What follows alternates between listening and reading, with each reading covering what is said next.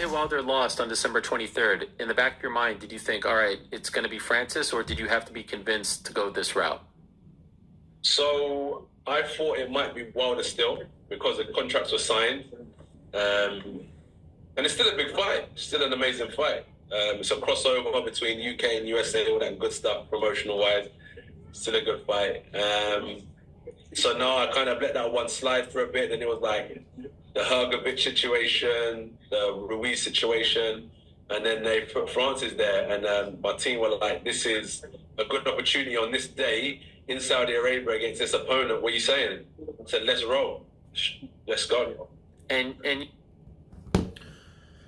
those are the words of Anthony Joshua as he clears up the maybes, the possibilities, the intentions of who he thought he was still going to fight after Deontay Wilder lost to Joseph Parker.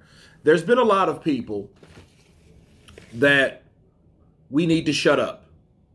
We need to silence, because in their mind, they were like, oh, including Wilder. He also needs to do something else. Okay, this is the response to that based on the intel I just heard from Anthony Joshua. He was thinking it was Wilder still because they signed a contract. As we backtrack to the first interview that Deontay Wilder made was on 78 Sports TV, as he was saying, or was asked by 78 Sports TV, didn't you and AJ have a contract signed to fight? He did not answer it. Okay? And there's a reason he didn't answer it, because that's concrete. That's real life. That's business that already went through. Okay? But he didn't answer it. What he did was, they didn't want the fight, man. And he did this long pause. He took a long beat, an uncomfortable long beat. And he was like, man, it's just been so much. It's been this, it's been that. But then no one said that he wasn't going to fight. And he didn't even say himself what he physically done by putting pen to the paper to sign Anthony Joshua. Now, if he felt that he wasn't worthy to fight AJ deep down inside, that's a totally different issue. But don't lie to people. And don't use it as though the other guy didn't want to fight you when the other guy signed the contract. You let someone else fill your slot. And Ngannou filled your place. Okay? He filled your place when you didn't even really fight for your place. Because right after AJ, and we didn't really even need this interview to verify that. Because AJ was like, well, I'll still fight Wilder. We signed the contract. Okay? So here's the thing. Based on what we found out last week about Deontay, from Deontay's team, his trainer, that maybe the most important thing to Deontay Wilder is for him to do what? To get well, to be in mental, physical, spiritual shape, correct? Okay, so they didn't want to just push him or rush him into anything. Okay, us knowing that, doesn't that coincide with Wilder not fighting Anthony Joshua, with Wilder not being pushed in a situation that he may not be ready for? Doesn't that seem like it makes more sense than to, hey, yeah, AJ didn't want to fight even though he signed the contract, he won and I didn't, but he didn't want to fight me.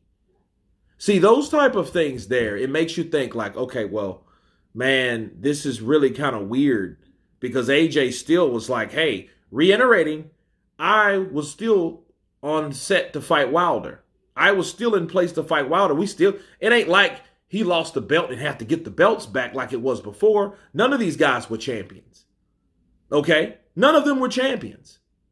So, based on that alone, they still could have fight. But I think deep down inside people, knowing what we just heard again from AJ, because it wasn't Francis all of a sudden, let's fight Francis. No, it was Wilder. He was the first priority because he signed the contract. Second was Hrgovic. Third was Ruiz. That was a possibility. And then Francis Ngannou. Then boom, let's go.